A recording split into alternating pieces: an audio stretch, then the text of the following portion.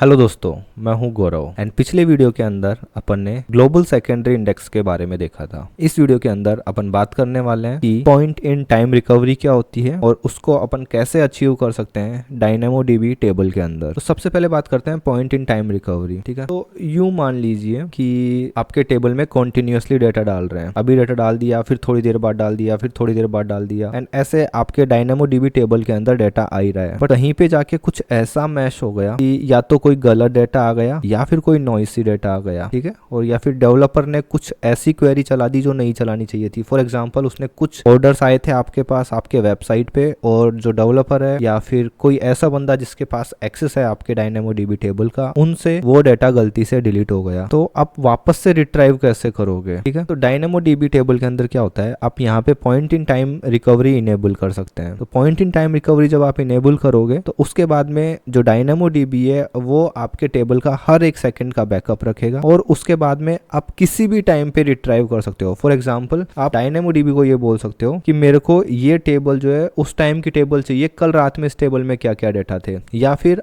आज दिन के अंदर अभी 11:50 हो रहे हैं तो 11:45 पे जो डेटा था मुझे वो डेटा चाहिए। तो ये जो चीज है ये आप पॉइंट इन टाइम रिकवरी से अचीव कर सकते हैं। तो इसको करेंगे कैसे, चलिए स्टार्ट करते हैं। तो यहाँ पे आप देखिए, अभी अपना जो यूजर टेबल था मैं इसके लिए point in time recovery enable कर रहा हूँ। तो इसके लिए मैं यहाँ पे गया यूजर टेबल पे एंड यहाँ पे बैकअप्स में गया। बैकअप्स के अंदर आप देखिए पॉइंट इन टाइम रिकवरी, यहाँ पे आपको इसको एडिट पे क्लिक करना है एंड यहाँ पे पॉइंट इन टाइम रिकवरी पे क्लिक करना है एंड सेव चेंजेस। जैसे ही आप ये करोगे आप यहाँ पे आपका स्टेटस देख सकते हैं, स्टेटस ऑन हो गया और यहाँ पे ये बता रहा है कि भाई पहला जो डाटा है उसके पास 11:51 का है और 27 सेकंड का है, और उसके पास जो लेटेस्ट डाटा है वो भी यही है। मतलब अपन ने अभी अभी ऑन किया है तो अभी ऐसा है। ठीक है, अभी ये थोड़ी देर बाद यहाँ पे लास्ट स्टोरेज जो है इसकी वैल्यू अपडेट होती रहेगी। तो इस चीज के लिए मैंने पॉइंट इन टाइम रिकवरी जो है मेरी एक दूसरी टेबल के अंदर इनेबल कर रखा है। मैं वहां पे आपको दिखाता हूँ कि वहां पे ये रेस्पॉन्स क्या है। तो मैं टेबल्स पे जाता हूँ और ये जो LSI डेमो टेबल है यहाँ पे मैंने point in time recovery enable कर रखा है। तो बैकअप्स में जाते हैं एंड यहाँ पे आप देखिए इसको मैंने इनेबल किया था 12 तारीख को, आज 15 तारीख है। तो 12 तारीख को इस टाइम से लेके 15 तारीख के इस टाइम तक का डाटा,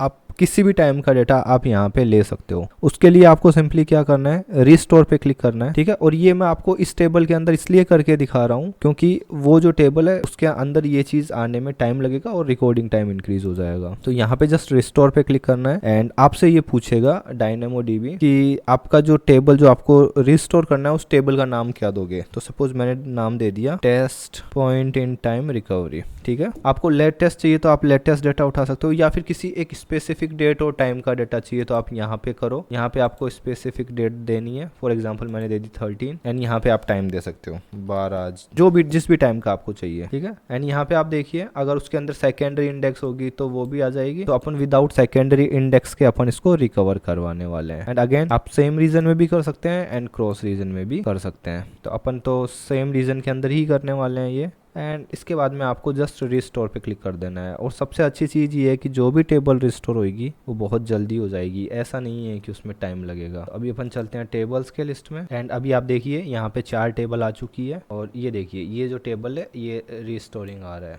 आई मीन एक क्वेश्चन आपका ये हो सकता है, गौरव मेरे को ये जो टेबल है ना इसी टेबल को अपडेट करना था उस स्पेसिफिक टाइम के लिए, तो AWS आपको ये चीज़ करके नहीं देगा। उसका रीज़न ये है कि AWS कभी भी आपके प्रोडक्शन डेटाबेस के साथ कुछ भी छेड़छाड़ नहीं करेगा। ठीक है, तो आपको ये एक नई टेबल मिल जाएगी एंड फिर बाद में आप चाहो तो इस टेबल के साथ पॉइंट कर सकते हो आपका जो भी एप्लीकेशन है जो डायनेमोडीबी के अंदर डेटा इंसर्ट या अपडेट या डिलीट कर रहा है। ठीक है दोस्तों, तो ये पॉइंट इन टाइम रिकवरी है जो मुझे आप लोगों को बतानी थी। दूसरी चीज़ जो मैं आप लोगों को बताऊंगा, यूजर्स के अंदर चलते हैं एंड यूजर्स के अंदर जब अपन चलेंगे तो आप बैकअप्स पे वापस चलते हैं अपन एंड यहाँ पे आप देखिए यहाँ पे आप बैकअप मैनुअली भी क्रिएट कर सकते हैं, क्रिएट ऑन डिमांड बैकअप, या फिर आप एक शेड्यूल बना सकते हो कि डेली रात में 12 बजे या वीकली या फिर मंथली आपको बैकअप लेना है आपके टेबल का। बैकअप विंडो देखिए स्टार्ट इन 1 आवर, ये सारा का सारा चीज़ रहेगा। जैसे ही आप बैकअप क्रिएट कर लोगे, यहाँ पे फिर आपके लिए ये रीस्टोर वाला ऑप्शन इनेबल हो जाएगा एंड आप वापस से रिस्टोर कर सकते हो आपके टेबल को। तो ये केवल मैंने आपको थ्योरेटिकली बोल के बता दिया, बट ये वो चीज़ है जो आपको खुद को प्रैक्टिस करनी है। या फिर कर ही लेते हैं, क्रिएट ऑन डिमांड बैकअप पे मैंने क्लिक किया एंड क्रिएट बैकअप पे क्लिक किया। तो दोस्तों अपन ने एक बैकअप क्रिएट कर लिया है। अब अपन बैकअप के लिस्ट पे चलते हैं, और जब अपन बैकअप के लिस्ट पे आए तो यहाँ पे आप देखिए आपके पास